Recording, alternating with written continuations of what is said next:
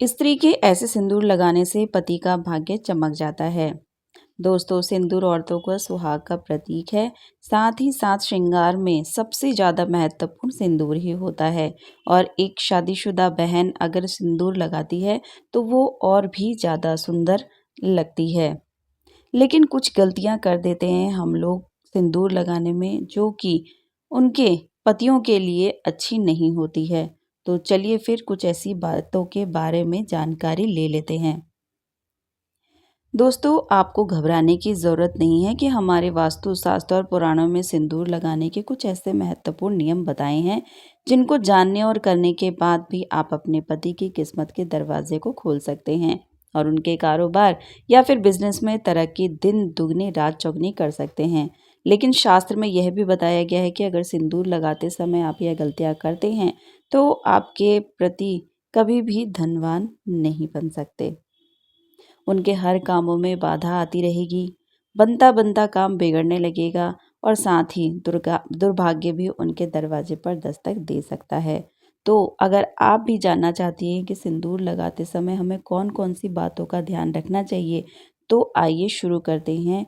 लेकिन उससे पहले आप वीडियो को लाइक, चैनल को सब्सक्राइब ज़रूर कीजिएगा। हमारे हिंदू धर्म में शादीशुदा स्त्री का सब कुछ उसका सिंदूर ही होता है। और हमारे हिंदू धर्म में कहा जाता है कि औरतें जितनी लंबी अपनी मांग भरती हैं उतना ही लंबा उनका पति की आयु होती है। और उसके साथ साथ हमारे सामुद्रिक शास्त्र में भी 16 श्रृंगार बताए गए हैं, जिसमें सबसे महत्वपूर्ण सिंदूर ही होता है। दोस्तों, आजकल के मॉडर्न ज़माने में कई स्त्रियां सिंदूर लगाने के सही तरीके को नहीं जानती हैं, जिसकी वजह से वह अपनी मांग में उल्टा सीधा सिंदूर भरने लगी हैं और इसी की वजह से उनके पति के जीवन में परेशानियां सदैव चलती रहती हैं। और ऐसी ही औरतें अपने पति के भाग्य को, अपने भाग्य भगवान को दोष देते हैं। ऐसा बिल्कुल नहीं है दोस्तों, यह सब हमारे कर्मों से ही संबंधित होता है। तो चलिए बात कर लेते हैं नंबर 1 की। दोस्तों, वास्तुशास्त्र और पुराणों के अनुसार बताया गया है कि जिन औरतें सिर धोने के बाद सिंदूर लगा लेती हैं या फिर बालों को सूखने से पहले यानी कि गीले बालों में सिंदूर लगाती हैं, ऐसे में उनके पति को अनेक आर्थिक परेशानियों का सामना करना पड़ता है। देखते ही देखते उनके पति कर्ज में डूबने लगते हैं और उनके काम धंधा व्यापार सब ठप हो जाता है। दोस्तों, हमारे वास्तुशास्त्र के अनुसार गीले बालों में कभी भी सिंदूर नहीं लगाना चाहिए। हमारे वास्तुशास्त्र में इसे बहुत ही शुभ माना गया है कि ऐसा करने से महिलाओं के मन में बहुत बुरे बुरे विचार आने लगते हैं और ऐसा माना जाता है कि घर में और रिश्तेदारों में लड़ाई झगड़ा और परिवार में कलेश होना शुरू हो जाते हैं। इसीलिए औरतों को हमेशा अपने बालों को धोने के बाद तुरंत सिंदूर नहीं लगाना चाहिए। बालों को पहले अच्छी तरह से सुखा लेना चाहिए, उसके बाद ही अपनी मांग भरनी चाहिए। तो चलिए बात कर लेते हैं नंबर 2 की। दोस्तों, हमारे वास्तुशास्त्र और पौराणिक कथाओं के अनुसार बताया गया है कि सिंदूर लगाते समय हमें किन बातों का ध्यान अवश्य रखना चाहिए। दोस्तों, स्वास्थ्य के अनुसार औरतों को हमेशा नाक की सीध से लंबा सिंदूर लगाना चाहिए। जितना लंबा आप सिंदूर लगाएंगे उतनी ही लंबी आपके पति की उम्र होगी और आपके पति के कामों में तरक्की के रास्ते भी खुल जाएंगे और वह बहुत तरक्की करने लगेंगे। आपके पति के कारोबार में भी मुनाफा होने लगेगा। तो इस उपाय को करके अवश्य देखें, आपको लाभ मिलेगा। तो आपको एक सिंदूर की डिबिया लेनी है जिसमें सिंदूर लगाना है और उसे अपने मंदिर में किसी एक जगह पर रख देना है।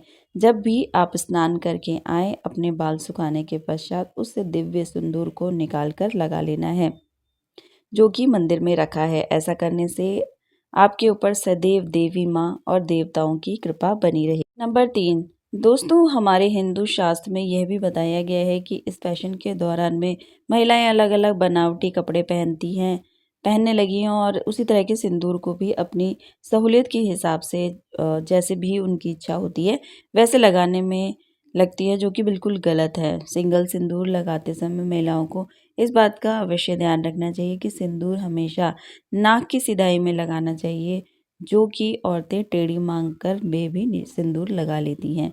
उनके पति भी कभी कोई इच्छाएं पूरी नहीं होती हैं और हर काम में उन्हें असफलता का मुंह देखना पड़ता है।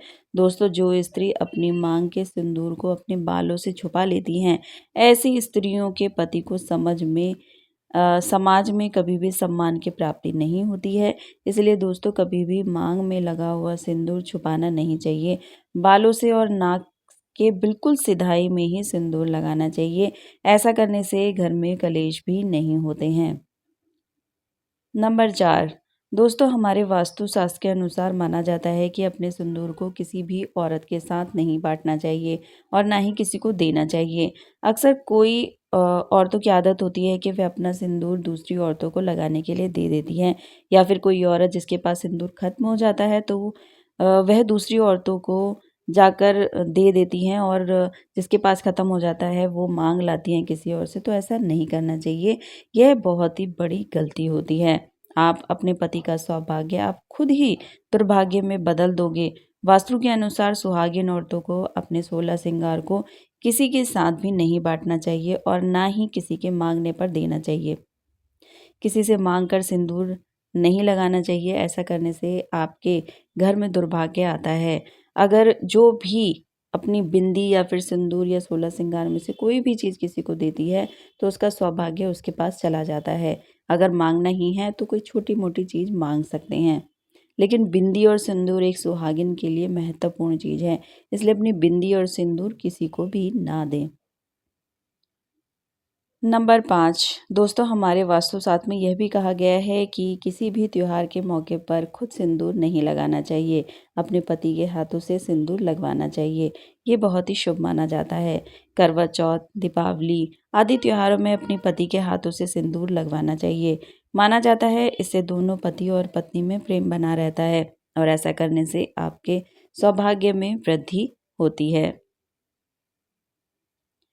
नंबर 6, अगर आप एक कामकाजी महिला हैं जिनके लिए हर रोज़ सिंदूर लगाना मुमकिन नहीं है, तो आप इस बात का विशेष ध्यान रखें कि आपको तीज त्योहारों पर सिंदूर ज़रूर लगाना चाहिए। और हमारे हिंदू धर्म में कई त्योहार आते रहते हैं। आपको इन सभी त्योहारों के दिन सिंदूर अवश्य लगाना चाहिए। अगर हो सके तो आपको किसी भी तीर्थ स्थान या फिर मंदिर, किसी पवित्र स्थान पर जाते समय भी सिंदूर अवश्य लगाना चाहिए। जिन महिलाओं की शादी अभी नई नई हुई है, उनको अपने सिंदूर की डब्बी को संभाल कर मंदिर या किसी पवित्र स्थान पर रखना चाहिए। अगर जो आप सिंदूर की डब्बी को मंदिर में रखते हैं तो इसका आपको बहुत ही लाभ देखने को मिलता है। उसे सिंदूर को लगाने से आपके घर में कभी भी गृह कलेश की संभावना नहीं होती है। आपके पति के कारोबार में लाभ देखने को मिलेगा। जिन महिलाओं की नई नई शादी हुई है उन्हें प्रतिदिन सिंदूर लगाना चाहिए। शादी के दिन से लेकर 108 दिन तक सिंदूर लगाना बहुत ही शुभ माना जाता है। वैसे तो हर महिला को रोजाना ही सिंदूर ज़रूर लगाना चाहिए। नंबर 7, सबसे महत्वपूर्ण बात महिलाओं को यह अवश्य ध्यान रखनी चाहिए कि सिंदूर लगाते समय अगर सिंदूर उनकी नाक पर गिर जाता है, इसका मतलब है कि उनके पति की आयु बहुत लंबी है। और आपके सिंदूर लगाते समय सिंदूर ज़मीन पर गिर जाए तो समझ जाएं कि महिलाओं के जीवन में ज़रूर कोई ना कोई कष्ट, संकट अवश्य आने वाला है। इसलिए सिंदूर लगाते समय इन बातों का विशेष ध्यान रखना चाहिए कि सिंदूर लगाते समय सिंदूर ज़मीन पर नहीं गिरे। इससे सिंदूर का अपमान तो होता ही है, और सिंदूर लगाने के बाद अगर जो कोई भी कहीं ज़्यादा लग जाता है तो उसे पानी से या कपड़े से नहीं पोंछना चाहिए। नंबर 8, हमारे हिंदू धर्म में एक कथा प्रचलित है कि 14 वर्ष वनवास के बाद जब एक बार सीता माता अपनी मांग में सिंदूर भर रही थी, तब हनुमान जी माता सीता के पास जाकर बोले, माता यह आप क्या कर रही हैं? तब सीता माता ने कहा, हनुमान से कहा कि श्री राम जी की लंबी उम्र के लिए मैं अपनी मांग में सिंदूर भर रही हूँ। इससे श्री राम प्रभु अति प्रसन्न होते हैं। यह सुनकर हनुमान जी चले आए। तब हनुमान जी ने सोचा कि अगर इतना सा सिंदूर लगाने से उनके प्रभु की आयु बढ़ सकती है तो क्यों ना मैं अपने पूरे शरीर को सिंदूर से रंग दूं। तो दोस्तों, उस समय से हनुमान जी को सिंदूर चढ़ाने की प्रथा शुरू हो गई। इस कहानी को सुनकर आपको पता लग ही गया होगा कि सिंदूर में कितनी शक्ति होती है। जब भगवान की आयु इससे बढ़ सकती है तो इंसानों की क्यों नहीं। इसीलिए प्रतिदिन स्नान के बाद सिंदूर अवश्य लगाना चाहिए।